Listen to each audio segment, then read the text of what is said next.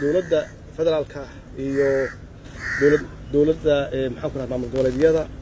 way tashigii labadii maalmood ee la soo dhaafay ugu socday wuxuu ku dhamaaday guul saad maqasheen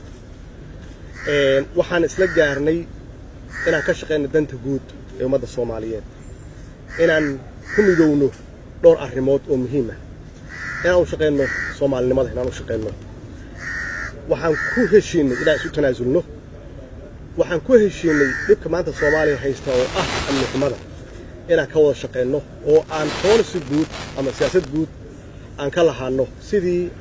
aan dalkan nabad ugu soo dabaalan lahayn ummadda Soomaaliyeedna nolol fiican aan ugu hogaamin lahayn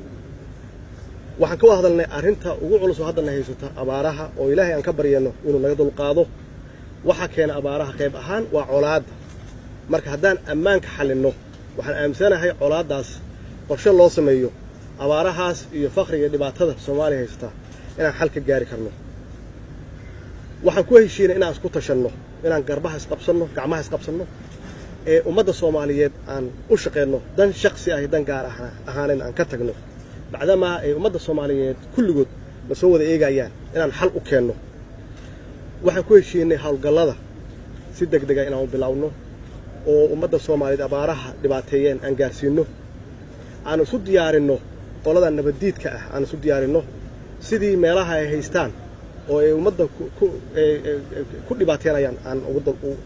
uga dulqaadno beesha caalamka marka beesha caalamku waxay raadinaysaa waxay tahay annaga inaan xalki keenno haddaan Soomaalinahay cid kale oo noo keenaysa xal ma jiraan cid kale oo dalka noo difaacaysa ma jiraan cid kale oo dhaqaale noo keenaysa ma jiraan waxa weeye waxaas oo dhan waxa laga rabaa waa annaga iyo guud ahaan shacabka Soomaaliyeed oo taageera dowladda federaalka iyo dowlad goboleedyada iyaguna waad mahadsantihiin insha Allah waxaan rajaynaynaa inay Soomaaliya dhibka ka baxdo waxaan ummadda Soomaaliyeed ugu duceynaynaa in abaarahan iyo colaadahan Ilaahay ka dulqaado shacabka Soomaaliyeed waxaan ka codsanaynaa inay gacan iyo garab nagu siiyaan maxaa yeelay waxaan ka shaqeynaa dantooda guud iyo ka shaqeynaa dan gaar waa ka tagnay madaxda dowladda federaalka ah iyo dowlad goboleedyada ayaa kulan wada tashi ah ku yeeshay magaalada Muqdisho intii u dhaxaysay 15 iyo 16 bishan Abriil 2017 kulankan ayaa diiradda lagu saaray abaaraha ka taagan dalka dib u habeynta hanaanka guud ee heerarka kala duwan ee hay'adaha amniga qaranka la dagaalanka kooxaha nabadiidka ah iyo dhammaan ururada argagixisada caalamiga ah waxa kale oo looga hadlay xaaladda siyaasadeed ee dalka kobcinta dhaqaalaha horumarinta kaabayaasha dhaqaalaha iyo xoojinta xiriirka ka dhaxeeya dowladda federaalka ah iyo dowlad goboleedyada shirkan labada maalmood socday qodobadii ka soo baxay waxa ka mid ahaa madaxdu waxa ay walaac ka muujisay xaaladda abaarta ee ka sii daraysa taasoo galaafatay nolosha dad iyo dunyo fara badan keentayna barakac baahsan madaxdu waxa ay bogaadiyeen dadaalada iyo gurmadka ay hormuudka ka yihiin shacabka Soomaaliyeed gudaha iyo dibadba iyo beesha caalamka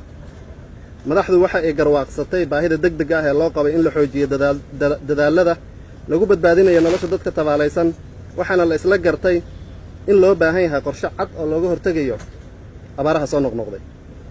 madaxdu waxa ay rajo wanaagsan ka muujiyeen geedi socodka siyaasadeed ee dalka iyo wada shaqaynta wanaagsan ee ka dhaxaysa madaxda federaalka iyo madaxda dowlad goboleedyada madaxdu iyaga oo tixgelinaya xasiloonida dalka iyo mabaadi'da dib u heshiisiinta waxa ay dhiiri gelinayaan wada hadalka dowlad goboleedka Galmudug iyo ahlu sunna wal jamaaca madaxdu waxay isku raaceen siyaasadda amniga qaranka iyo hanaanka loo marayo hirgelintiisa taasoo ay garwadeen ka noqonayaan golaha amniga qaranka. madaxdu waxay ansixiyeen qaab dhismeedka cusub ee golaha amniga qaranka oo uu guddoomiye u yahay madaxweynaha jamhuuriyadda federaalk soomaaliya. madaxdu waxa ay sidoo kale go'aamiyeen dhismaha golayaasha amni ee heer dowlad goboleed oo ay guddoomiyeyaal u yihiin madaxweynayaasha dowlad goboleedyada. madaxdu waxay isla garteen in si degdega loo sameeyo qorshe howlgal ciidan oo midaysan kaasoo lagu furayo waddooyinka halbowlaha u ah isku socodka dalka iyo xaqiijinta gaarsiinta gargaarka abaaraha ee dadka abaaruhu ay saameeyeen bacdamaa ay kooxda argagixisada ee al-shabaab iyo kooxaha nabaddiidka ah ay isbaaro u dhigteen in dadkaasi gurmad la gaarsiiyo. madaxdu waxay isla garteen in si degdega loo sameeyo qorshe howlgal ciidan oo midaysan taasoo lagu furayo waan ku celiyo qodobka. madaxdu waxay isla garteen in si dhaqso ah loo bilaabo loona dardargeliyo qorshaha hannaanka geedi socodka doorashada ee 2020. madaxdu waxay isku raaceen in kor loo qaado kobaca dhaqaalaha, dakhliga, shaqo abuurka, dhiirigelinta maalgashiga iyo ganacsiga iyo weliba horumarinta kaabayaasha dhaqaalaha. madaxdu waxaa kale oo ay isku raaceen in muhiimad gaara la siiyo la dagaalanka musuqmaasuqa iyadoo la adeegsanayo habab casri ah oo lagu ciribtirayo. madaxdu waxay soo dhoweeyeen qorshaha horumarinta qaranka National Development Plan iyo mudnaantiisa. waxayna isku raaceen in la sameeyo tirikoob dhab ah. waxaa kale oo la isla gartay heshiisyada iskaashiga cusub New Partnership Agreement. madaxdu waxa ay rajaynaysaa in beesha caalamku taageeraan go'aamada iyo qorshayaasha ay dowladda Soomaaliya mudnaanta gaarka ah siinayso. ugu dambayn waxa ay madaxdu uga mahadcelinayaan beesha caalamka taageerada joogtada ah oo ay la garab taagan tahay ummadda Soomaaliyeed.